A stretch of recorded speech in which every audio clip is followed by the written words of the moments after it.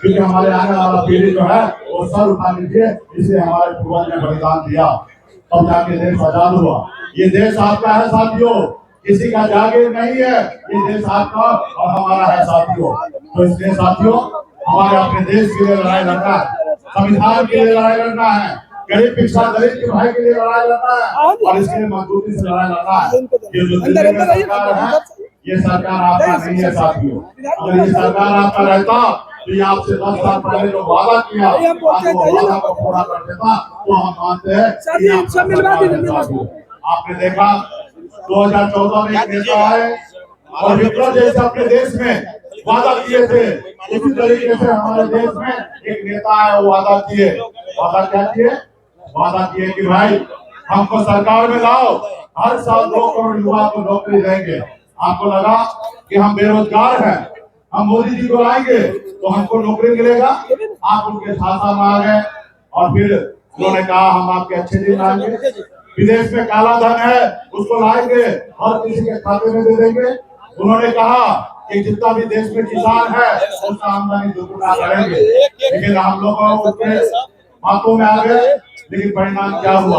आज हमारा युवा जो है बेरोजगार घूम रहा, भटक रहा है, आज उसको रोजगार नहीं मिल रहा है। आज जितने भी सरकारी संस्था है उसको प्राइवेट किया जा रहा है, बड़े बड़े अडानी अंबानी के हाथ में दिया जा रहा है और वहां से नौकरी को खत्म किया जा रहा है।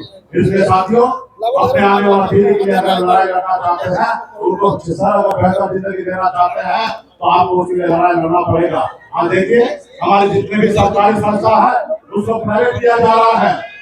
आपको जानकारी होगा, मोदी जी एक अग्निवीर योजना लाए थे। आज मोदी जी का 75 साल पूरा हो गया है, उसके बाद भी देश के जनता से एक बार मौका मांग रहे हैं। वो कह रहे हैं कि हमको एक बार मौका दो, फिर हम तीसरी बार प्रधानमंत्री बनना चाहते हैं।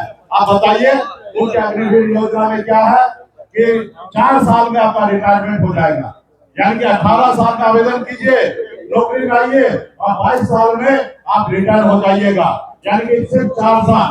आप बताइए हमारे देश का युवा जो अपनी जान देने के लिए सरहद पे जाने के लिए तैयार है, उसको सिर्फ 4 साल में क्या कर रहा है?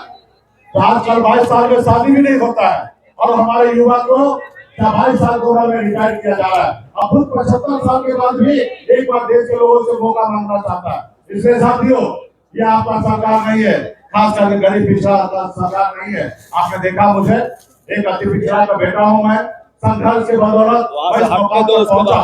2020 में हमारे पास 4 विधायक था, हमारे दम पर बिहार में सरकार बना। अगर हम समर्थन नहीं देते तो नीतीश कुमार का सरकार नहीं बनता, बिहार का मुख्यमंत्री नीतीश कुमार नहीं होते। लेकिन हमने उनको मुख्यमंत्री बनाया। बाद में उन्होंने क्या किया मेरे साथ? हमारे विधायक को खरीद लिया, हमको सरकार को बाहर कर दिया, जो सरकार हमने बनाया था। इसलिए साथियों, ये गरीब के लिए नहीं है, ये बड़े बड़े लोगों के लिए है। अभी देखिए आपको पता चला होगा 16,000 करोड़ रुपया चंदा में लिया। बड़े बड़े उद्योगपति को कहते हैं कि आप हमें चंदा दो और हम आपको चंदा देते हैं।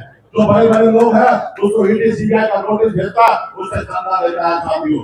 इसलिए साथियों, जब बड़े लोगों को चंदा लिया जाएगा तो ये सरकार को काम करना पड़ता है।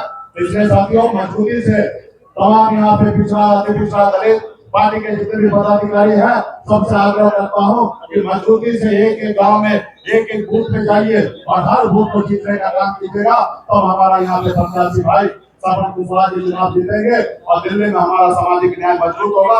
और बिहार में जैसे हमारे भाई तेजस्वी जी ने नौकरी दिया, उसी वो नौकरी आने वाला समय में सिलसिला जारी रहेगा। तमाम हमारे बहुत बहुत धन्यवाद।